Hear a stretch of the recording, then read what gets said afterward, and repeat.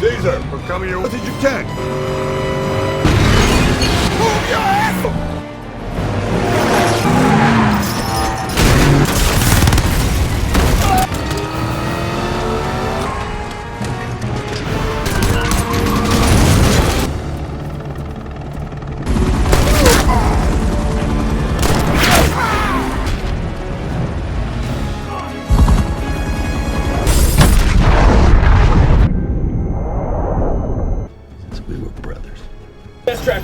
GPS tracker!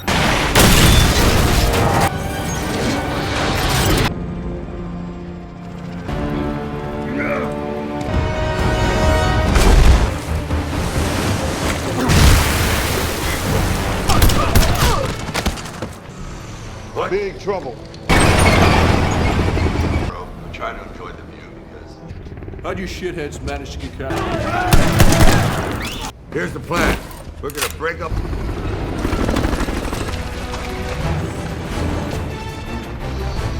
You think I'll go? I don't want to. There, one there. Hey, bring it to him. Enough's enough. Incoming!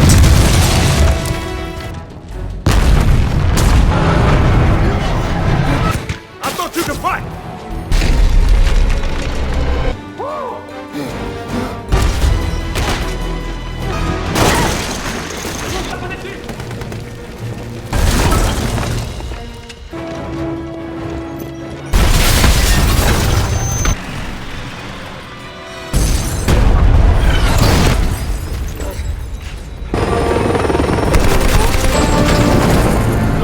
What about it?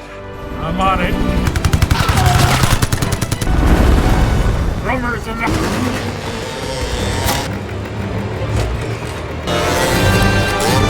Time to pick up the tempo, boys.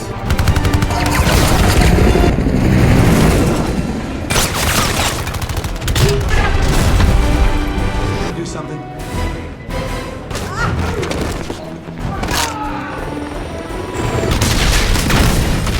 Oh, shit.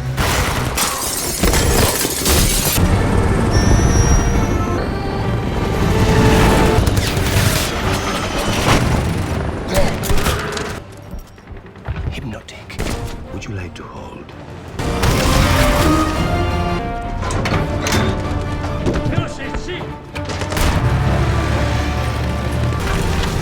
This one's for sheep!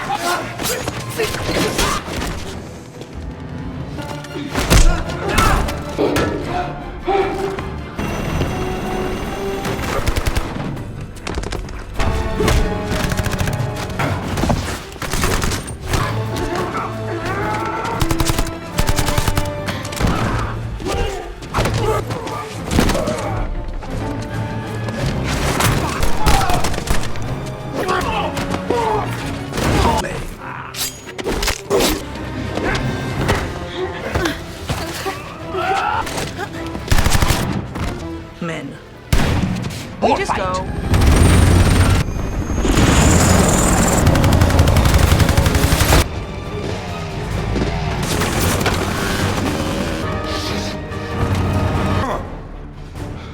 This is In 5. Got it.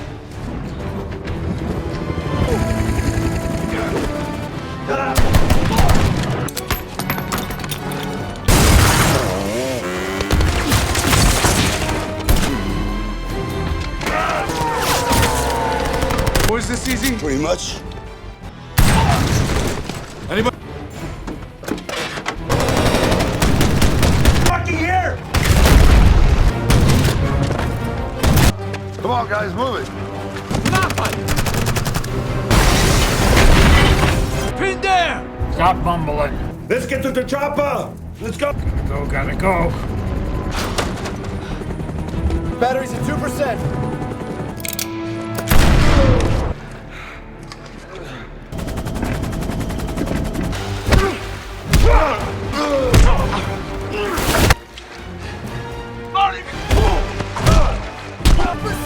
Come on, Barney!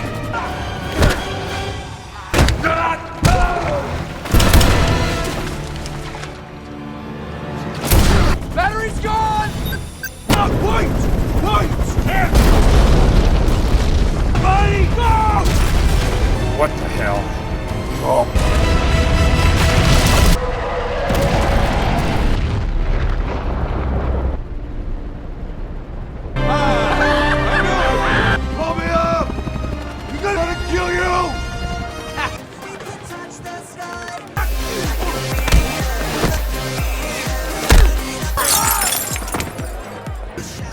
You ought to see her without heel. We're behind the target. Smiley. Guy's got the most heat in the... classic authority problem.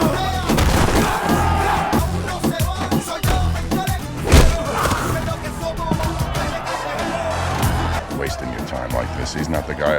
Hey guys, today we're diving headfirst into the explosive world of the Expendables 3, where the only thing bigger than the biceps are the explosions. We kick things off with a literal bang, as our favorite aging mercenaries, led by the perpetually squinting Barney Ross, orchestrate a daring prison break. They're not exactly subtle. Think less Ocean's 11 and more blowing stuff up to get to the good stuff. Their target? None other than Doc, played by the ageless Wesley Snipes, who's been locked up for 8 years for tax evasion. Because of course, even super soldiers can't escape the IRS. They tear open a moving train like it's a can of sardines.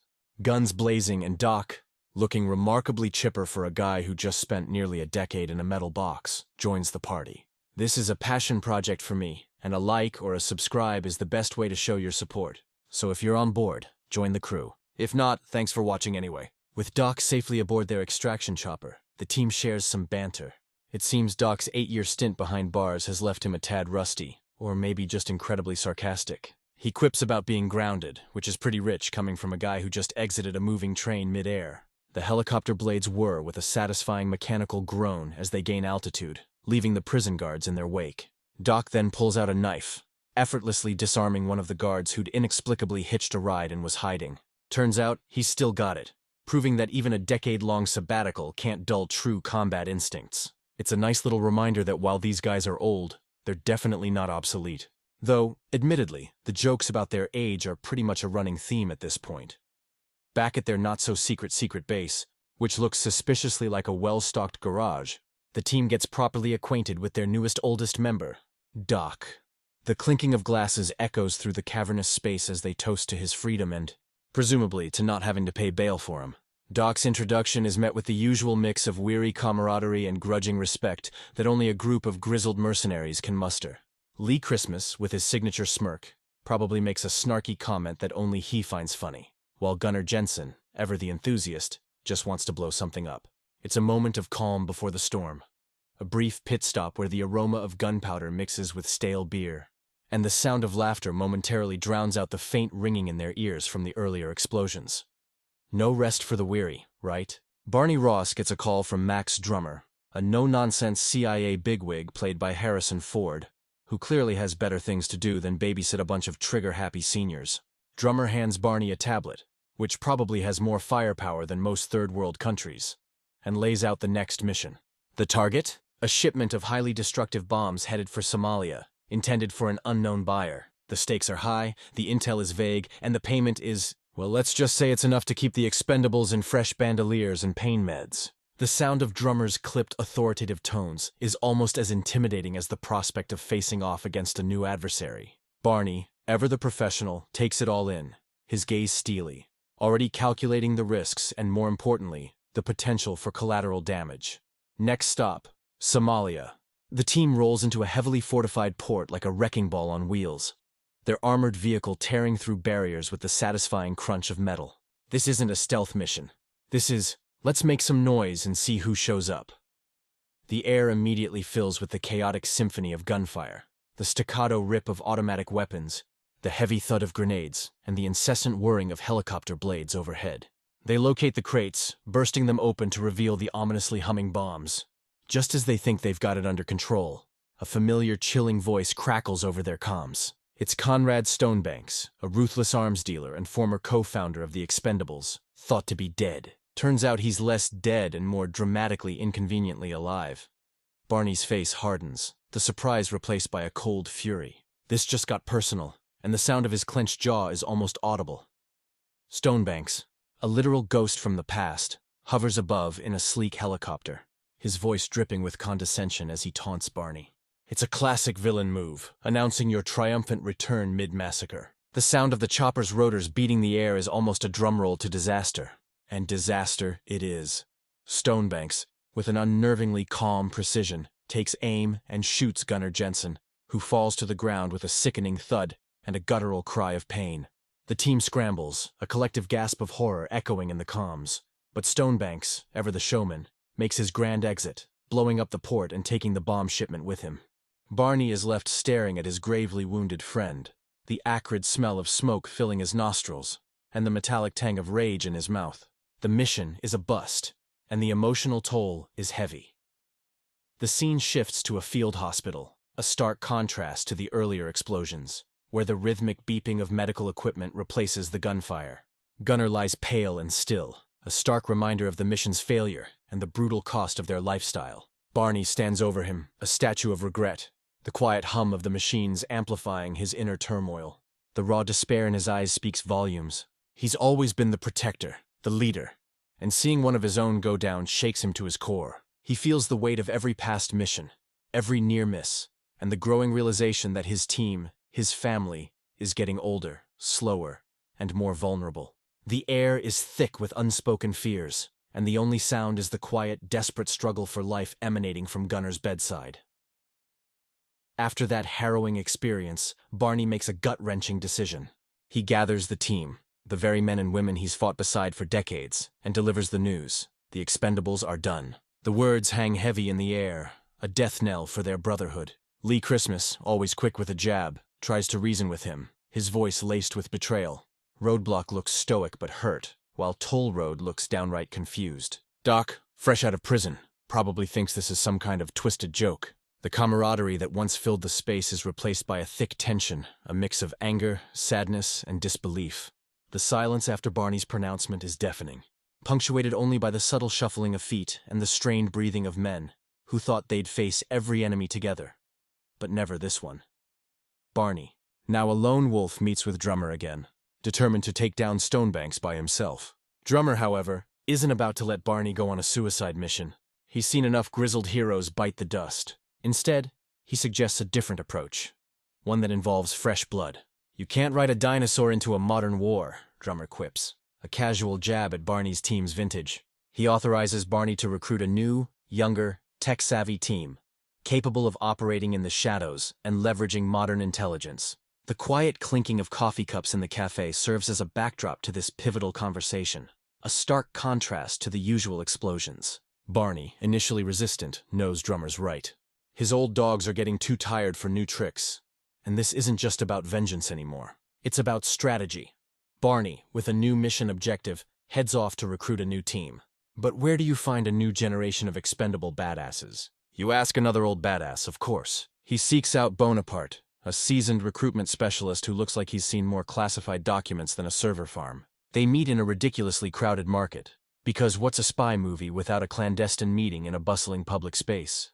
The smells of exotic spices mingle with the murmur of 1,000 conversations as Barney lays out his requirements.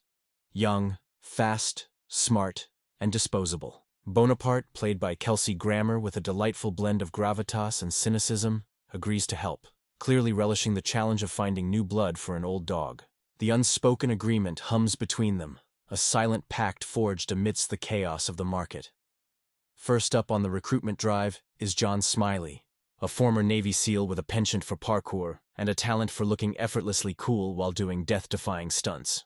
We see him navigating an urban landscape with the grace of a feline and the precision of a trained assassin, leaping across rooftops with the gentle whoosh of air beneath his feet. The metallic echo of his landings on concrete provides a rhythmic beat to his incredible agility. Barney watches, unimpressed yet subtly acknowledging the kid's undeniable talent. Smiley's quick wit and even quicker reflexes make him an ideal candidate for a team that needs to move fast and hit hard. He's got that rebellious streak, that "I don't play by the rules, but I'll still get the job done" vibe, which, let's be honest, is practically a prerequisite for being an expendable. Next on the list is Luna, played by the formidable Ronda Rousey. Barney and Bonaparte find her in a nightclub, not dancing, but very much demonstrating her unique brand of social interaction, pummeling a dozen burly men into submission. The sounds of breaking glass, grunts of pain, and the rhythmic thump of a beatdown fill the crowded club, cutting through the usual club music. Her moves are fluid, precise, and absolutely devastating.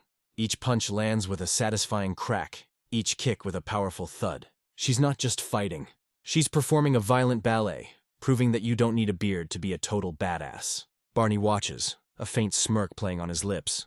He clearly appreciates a good, old-fashioned, limb-snapping fight. Luna is strong, fast, and has that fiery independence Barney looks for, even if she's a little too new age for his liking.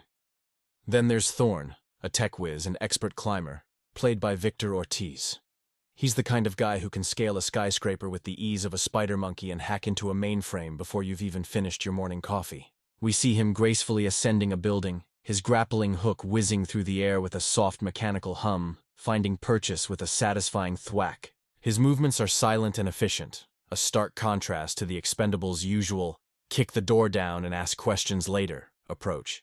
He's the brains, the stealth, the guy who can get them in and out without making a fuss, which, let's be honest, is a skill the original team sorely lacks. Barney probably thinks he's a little too quiet, a little too cerebral, but he knows you can't solve every problem with a bigger gun.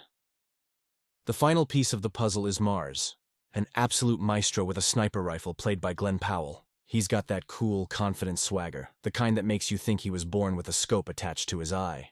We watch him in a simulated environment, taking out targets with an almost surgical precision.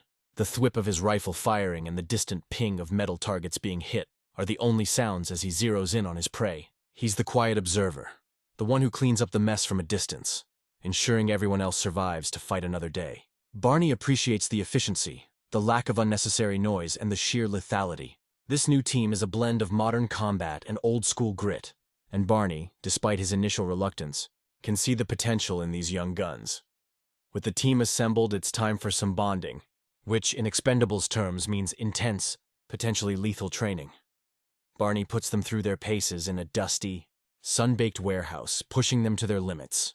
There's a noticeable generational gap in combat philosophies, with Barney advocating for brute force and sheer willpower, while the new recruits prefer technology and finesse. Luna probably thinks Barney's methods are a bit uncivilized, while Smiley might think he could do it faster with a skateboard. The clang of weights hitting the floor, the grunt of exertion, and the occasional frustrated sigh from Barney fill the air. It's a hilarious clash of old versus new, with Barney trying to instill some tough guy wisdom, and the kids trying to teach him how to use a smartphone without accidentally ordering 1,000 pizzas. The tension is palpable, but under it all, a respect slowly starts to form. After some serious intel gathering, Bonaparte manages to locate Stonebanks in Bucharest. It seems our resurrected villain isn't exactly lying low. Barney gathers the new team, his gaze sweeping over their eager faces. He lays out the mission: capture Stonebanks alive. The emphasis on alive hangs in the air, a tricky nuance for a team built on shoot first, ask questions never. He gives them the rundown, the schematics, the whole 9 yards, and the low hum of their laptops and tablets contrasts with the usual loud roaring of engines he's used to. The air is charged with anticipation, a blend of nerves and adrenaline. For these fresh faces, this isn't just a mission. It's their true initiation into the shadowy world of high-stakes mercenary work. You can almost hear the excited thumping of their hearts. Under the cloak of night, the new team makes their move in Bucharest. This isn't the Expendables' usual grand entrance via explosive demolition. This is surgical. Thorne rappels down a building with silent grace, his tech gadgets whirring softly as he disables security systems. Smiley moves like a shadow through the corridors, Luna taking out guards with swift, brutal efficiency that barely makes a sound. Mars provides overwatch, his sniper scope glinting faintly in the moonlight. The silence is punctuated only by the soft thud of a tranquilized guard, the barely audible whisper of comms, and the occasional click of a lock disengaging. It's a ballet of modern warfare, a testament to their youthful prowess, and a stark contrast to the old team's more expressive methods. For a moment, it seems like Barney might actually have picked a winning strategy. Just as the new team thinks they have Stonebanks cornered, the tables dramatically turn. Stonebanks, ever the villainous mastermind, appears on a massive screen, a smug grin plastered across his face, effectively saying, "Surprise! It was all a trap, a meticulously planned ambush designed to lure Barney out." The quiet precision of their infiltration is shattered by the sudden burst of alarms and the thunderous rattle of incoming gunfire. The new recruits, for all their skill, are caught completely off guard. The sounds of desperate scrambling, frantic shouts over comms, and the relentless hail of bullets fill the building. They fight valiantly, but Stonebanks' forces are overwhelming. One by one, they're captured, their faces a mixture of shock and grim resignation. Barney, watching remotely, can almost feel the metallic taste of failure coating his tongue again. The chilling video feed shows Stonebanks gloating over the captured young team, their faces bruised but defiant. Barney watches, his jaw clenched so tight you can almost hear his teeth grind. The sight of his fresh recruits, who he explicitly vowed to protect, now bound and helpless, ignites a furious inferno of guilt within him. He hears Stonebanks' mocking voice, threatening to make an example of them, and the cold dread settles in his gut. The silence of his control room is heavy, amplifying his desperate thoughts. He chose them, he put them in harm's way, and now he needs to save them. The metallic click of his gun being checked is the only sound, a stark announcement of his resolve. The stakes have never been higher, and he knows there's only one way this can end, with Stonebanks finally out of the picture. News travels fast in the mercenary world. Or maybe Lee Christmas just has really good spy skills. Either way, the original Expendables track Barney down. Their face is a mix of concern and a healthy dose of, "We told you so." They insist on joining the rescue mission, loyalty overriding any disbanded team technicalities. The familiar rumble of their voices, the playful jabs, and the unspoken bond they share fill the space. Barney initially resists, the specter of Gunner's injury still haunting him, but their resolve is unwavering. The rhythmic thump of Christmas flicking his knife open and closed is a testament to their readiness. They're not just a team, they're family. And you don't abandon family, especially when they're about to face down a ghost from their past. The air crackles with renewed purpose. Just when you thought the team couldn't get any more complete, Caesar, played by the indefatigable Terry Crews, hobbles in on crutches, refusing to be sidelined despite his earlier injuries. His appearance is met with a mix of relief and concern. He's a walking testament to their last mission's brutality. He brings with him crucial intel. Stonebanks' new stronghold is in Albania. The quiet thump of his crutches on the ground is a stark reminder of the stakes. He also offers to rally some old contacts, some friends in high places who might just have a helicopter or two to spare. It's a pivotal moment, a turning point where the fragmented pieces of Barney's world start to come back together. The sense of unity is palpable, and the metallic clang of their weapons being checked once more reinforces their grim determination.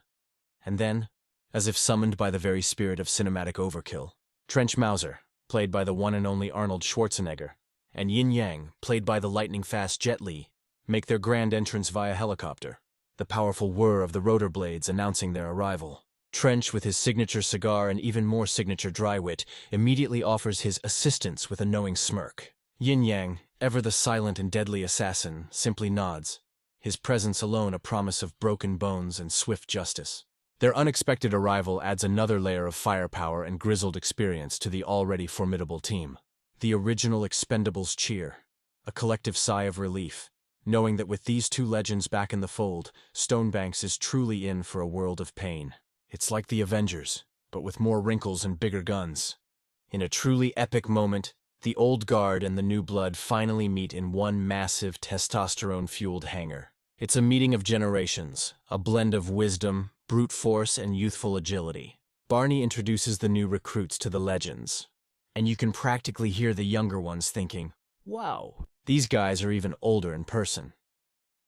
Despite the initial awkwardness and the inevitable who's got the bigger gun silent competition, a new kind of camaraderie starts to form. Barney, with Drummer and Bonaparte, outlines the intricate plan to infiltrate Stonebanks' heavily fortified compound in Albania. The low murmur of strategic discussion, the clinking of weapons being assembled, and the hushed exchange of tactics fill the air. It's a beautifully tense moment, the calm before an even bigger storm, as everyone prepares for what could be their last stand. The fate of two teams, and potentially the world, rests on this daring mission. The journey to Albania is a masterclass in aerial logistics, with a fleet of helicopters slicing through the rugged, mountainous landscape. The powerful thwump, thwump, thwump of the rotors echoes through the valleys, announcing their impending arrival with all the subtlety of a freight train.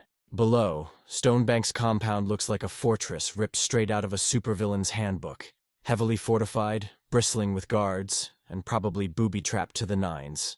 The tension in the choppers is thick enough to cut with one of Doc's knives. The old team shares grim nods, while the new recruits try to look cool, probably internally screaming at the sheer scale of the operation. It's a truly awe-inspiring visual, a grand procession of destruction descending upon its target. Barney, in the lead chopper, stares ahead, his face a mask of resolute determination, the wind whipping his hair. The infiltration begins with a glimmer of stealth, primarily thanks to Thorne, who, with a series of furious keyboard clicks, attempts to disable Stonebanks' perimeter defenses. The low hum of technology gives way to the harsh beep-beep-beep of alarms as the operation's cover is quickly blown. Because, let's be real, stealth and the Expendables go together like oil and water. The rat-a-tat-tat of machine gun fire erupts, followed by the satisfying boom of grenades. This isn't a chess match. It's a mosh pit with bullets. The new team moves with precision, while the old team moves with enthusiastic destruction. The air is thick with the scent of gunpowder, and the ground vibrates with the impact of explosions. It's chaotic, it's loud, and it's exactly what you'd expect from a team led by Barney Ross. Stonebanks clearly underestimated their numbers, or perhaps just their sheer stubbornness. And just like that, the compound transforms into a full-blown war zone. The sounds are a symphony of pure, unadulterated chaos. The roar of explosions, the relentless chatter of automatic weapons, the heavy thump of impacts, and the frantic yells of both sides.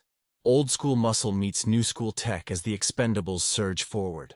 Lee Christmas is a whirling dervish of blades and sarcastic remarks, while Luna combines brutal MMA moves with acrobatic flair, each punch landing with a visceral crack. Barney is in his element, a one-man army, his M16 spitting fire. The buildings groan and shatter under the relentless assault, dust and debris filling the air. It's an absolute visual spectacle, a ballet of destruction where every bullet counts, and every explosion feels like a drum solo. Stonebanks' army, though vast, is simply overwhelmed by the sheer, collective force of these legends and their protégés. The beauty of this battle lies in the contrasting, yet complementary tactics of the two teams. Smiley and Thorne, with their youthful agility and tech know-how, dart through the fray, hacking security systems and using parkour to bypass obstacles, their movements swift and silent. Meanwhile, the Old Guard, spearheaded by Gunner and Toll Road, provides an impenetrable wall of lead and a healthy dose of blow it up and walk away. Gunner's massive machine gun rips through enemies with a deafening brrr-tee, while Toll Road makes sure everything stays together, literally. Doc's knives are a blur, and yin-yang is a silent, lethal force. The sounds are a blend of the digital bleep of tech and the analog Ka boom of explosives. It's a strategic dance where everyone plays to their strengths, creating a truly unstoppable force, a perfect harmony of chaos. Just when you think things can't get any more extravagant, Stonebanks calls in air support because apparently he's got an unlimited supply of helicopters. But our heroes have an ace up their sleeve. Roadblock, who being the practical man he is, decided to commandeer a tank. The rumbling clank-clank-clank of the tank tracks is like a heavy metal drum solo as he rolls into position. With a mighty boom, the tank's cannon roars to life, launching shells that obliterate Stonebanks' helicopters mid-flight. The explosions ripple across the sky, painting it with fire and smoke, the sound a deafening crescendo. It's an epic, over-the-top sequence that perfectly encapsulates the Expendables' approach to problem-solving. If a helicopter is causing trouble, simply acquire a tank and make it disappear. Who needs an air force when you have Roadblock? The relentless assault takes its toll, and Stonebanks' main compound building, probably not up to code anyway, begins to crumble. The ominous creaking and groaning of stressed metal, followed by the terrifying crack of structural beams, signals imminent collapse. Dust and debris rain down, obscuring vision, as the teams scramble to evacuate, still fending off Stonebanks' desperate remaining forces. The urgency is palpable. It's a race against time, physics, and a whole lot of angry bad guys. The sound of their boots pounding on concrete, the urgent shouts over comms, and the continuous rat-tat-tat of gunfire create a dizzying soundscape. It's a beautifully chaotic scene, showing the Expendables' innate ability to not just fight, but also to survive the very destruction they unleash. Barney, ever the pragmatist, probably just sighs and wonders if insurance covers this. Our villain, Conrad Stonebanks, ever the survivor, tries to make a desperate run for it, hopping into a jeep amidst the crumbling ruins. The sputtering roar of the engine as he tries to start it is almost pathetic against the backdrop of destruction. But Barney Ross isn't about to let his nemesis slip away again. With a determined snarl, he gives chase, a lone wolf pursuing his long-lost prey. The screech of tires and the thump of uneven terrain mark their frantic pursuit through the devastated compound. It's a classic cat-and-mouse chase, but with significantly more debris and less subtlety. Barney's resolve is absolute. This isn't just about the mission anymore. This is personal, a culmination of decades of betrayal and pain. And the grim set of his jaw tells you he won't stop until Stonebanks is finally, permanently, out of the picture. The final confrontation is imminent. Finally, the moment of truth. Barney corners Stonebanks in a broken, dust-filled corner of the collapsing compound. The air crackles with pure, unadulterated hatred. This isn't a flashy, choreographed movie fight. This is a brutal, visceral brawl between two old adversaries, their bodies creaking and groaning with every punch. The heavy thud of fists connecting. The grunts of exertion and the ragged breathing of both men fill the quiet space. Stonebanks, for all his villainy, is no pushover, matching Barney's ferocity with a desperate, animalistic strength. But Barney has the weight of years of betrayal, guilt, and the lives of his friends fueling his every move. The final crack of a bone, the desperate gasp for air, and the ultimate satisfying sound of Stonebanks finally silenced is a long-awaited release. Revenge, as they say, is a dish best served with a side of explosions. With Stonebanks finally dispatched, Barney stands over his defeated foe, the silence in the compound almost reverential. The heavy thud of his own heart is the loudest sound.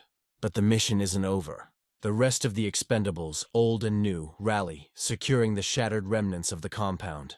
The sounds of cautious footsteps, hushed comms, and the distant whir of medical choppers fill the air. They locate the captured new recruits, freeing them from their binds. There's a collective sigh of relief, a moment of shared triumph and exhaustion. The young faces, initially wary, now look at Barney and the veterans with a newfound respect. Their earlier cockiness replaced by genuine admiration.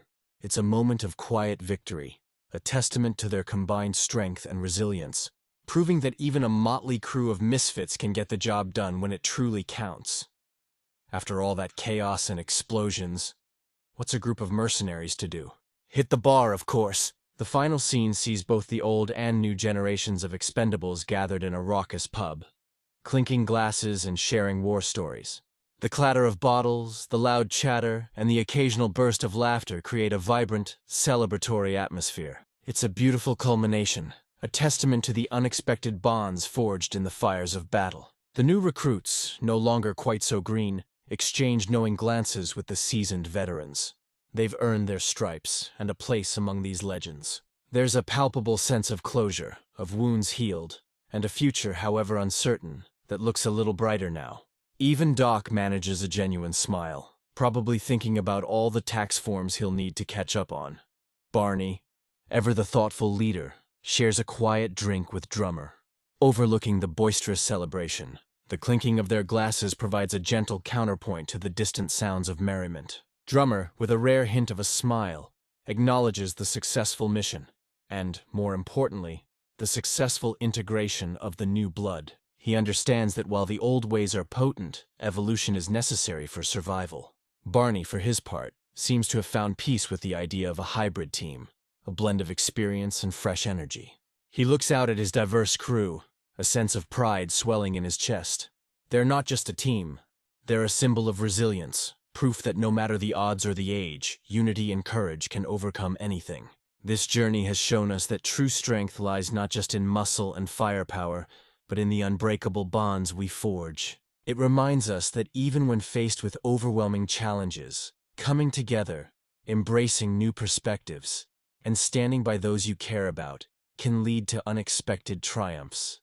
Life, much like this movie, is about the battles we fight and the allies we find along the way. Stay strong, stay united, and keep fighting for what you believe in.